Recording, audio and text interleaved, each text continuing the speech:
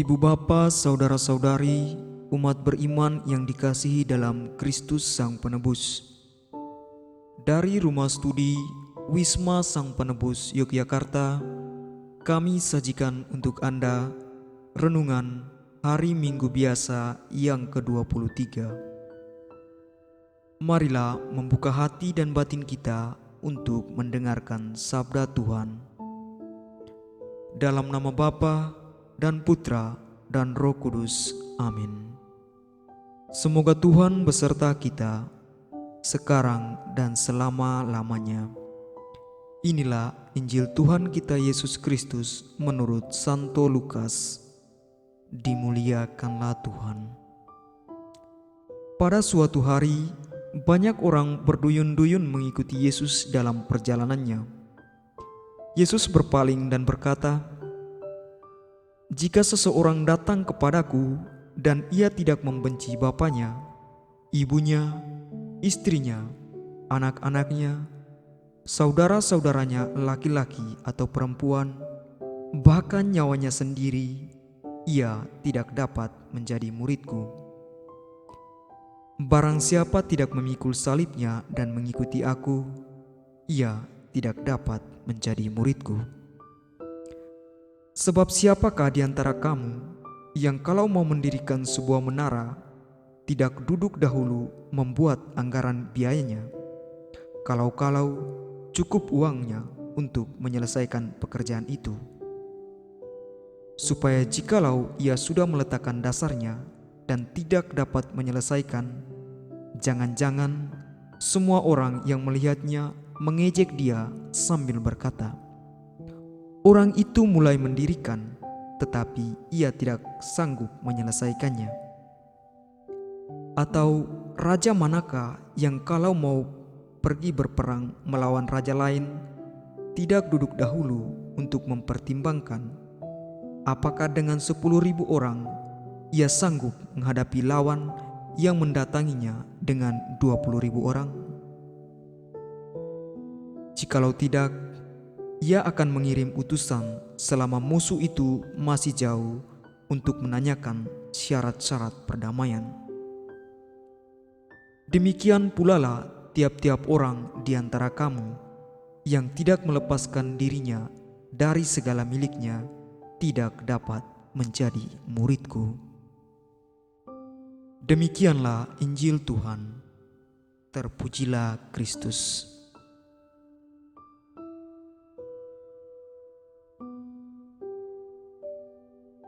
Ibu bapa, saudara-saudari, umat beriman yang dikasihi dalam Kristus Sang Penebus, selamat berhari Minggu untuk kita semua. Berkah dalam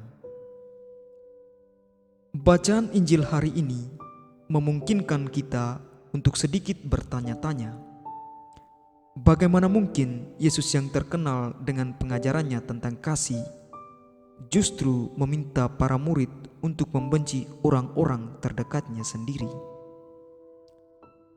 Mengapa Yesus menetapkan standar yang sangat tinggi sebagai persyaratan untuk menjadi muridnya? Seperti dalam ungkapannya bahwa barang siapa yang mengikutinya dan ingin menjadi muridnya, berarti ia harus mampu mengatasi ikatan sanak keluarga dan kepentingan sendiri. Bukan hal itu terasa sangat tidak masuk akal jika Yesus mengharuskan para murid dan pengikutnya untuk membenci keluarga, orang tua, bahkan anak-anaknya agar layak menjadi muridnya? Padahal di sisi yang berbeda, dalam kitab-kitab kebijaksanaan mengungkapkan bahwa mencintai orang tua adalah sebuah keutamaan yang harus dilakukan oleh setiap anak.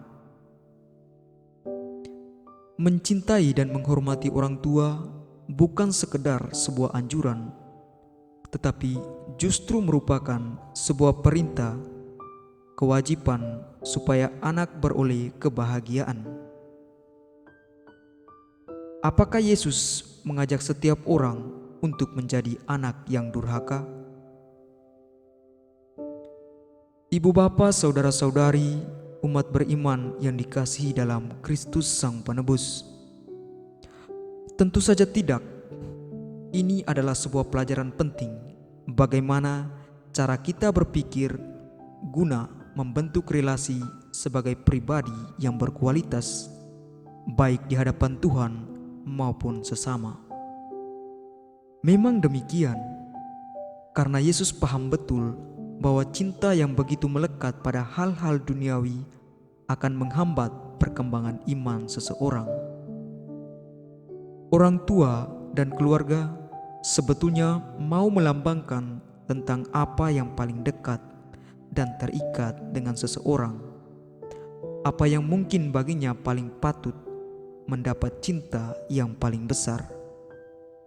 Inilah hal mendasar sehingga Yesus menuntut para muridnya untuk mencintai Allah secara total. Ibu bapa, saudara-saudari, umat beriman yang dikasihi dalam Kristus Sang Penebus. Injil Lukas hari ini menjelaskan tentang Yesus yang sedang memberikan pengajaran tentang bagaimana menjadi muridnya. Bagi Yesus, menjadi muridnya bukan sekedar tentang identitas, melainkan totalitas. Yesus menekankan pentingnya transformasi kehidupan. Artinya bahwa menjadi muridnya sama dengan menempuh hidup baru yang bisa jadi amat berlainan dengan yang biasa dijalani sebelumnya. Demikianlah setiap murid Yesus mampu melepaskan diri dari segala keterikatan dan kelekatan duniawi, juga dalam hal harta milik. Yesus juga mau menegaskan bahwa menjadi seorang murid berarti menunjukkan kualitas kemuridannya dalam pikiran, perkataan, dan tindakan. Ibu bapa, saudara-saudari, umat beriman yang dikasihi dalam Kristus Sang Penebus. Jadi sebenarnya pesan utama dari perintah membenci bukan perkara perasaan, melainkan kesediaan untuk menyangkal dirinya sendiri dan menyangkal keterikatannya pada relasi sosial. Artinya bahwa hidup sebagai murid Yesus berarti mentransformasi hidup dan merekonstruksi identitasnya. Bukan lagi hidup demi memenuhi kehendak pribadi, namun hidup yang berpusat pada kehendak Tuhan saja.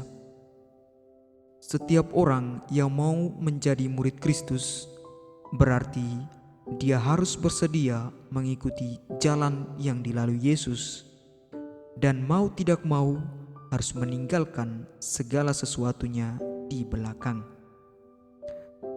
Seperti garam akan kehilangan segala fungsinya jika ia kehilangan asinnya, seorang murid juga tidak akan pernah bisa benar-benar menjalani permuridannya jika tidak melepaskan segala sesuatu yang mengikatnya. Maka menjadi jelas bahwa kesetiaan bukan tergantung pada pemberian atau kepuasan, tetapi lebih pada keputusan. Karena itulah Tuhan Yesus menetapkan standar yang amat tinggi untuk menjadi muridnya. Baginya, menjadi seorang murid berarti memberikan diri secara total, tidak setengah-setengah. Kesetiaan bukanlah pada prasyarat untuk menjadi murid Yesus, namun lebih pada sebuah konsekuensi logis dari sebuah keputusan.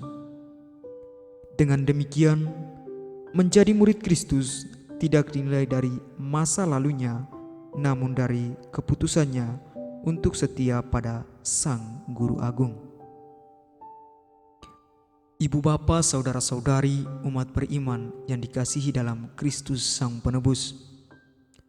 Sesungguhnya kita telah menjadi muridnya berkat baptisan kita dalam gereja Katolik, sehingga semangat melepaskan diri dari segala keterikatan duniawi telah menjadi pilihan kita juga. Marilah di bulan kitab suci yang amat berahmat ini, kita terus-menerus belajar untuk menyesuaikan pikiran, perkataan, dan tindakan kita yang selaras dengan kehendak Allah sebagai rencana keselamatan bagi kita umat kesayangannya. Oleh karena itu, pertanyaan bagi kita semua, apakah kita siap melepaskan segala sesuatu yang terikat dalam diri kita demi mengikuti Yesus, Sang Guru Agung? Amin. Marilah berdoa.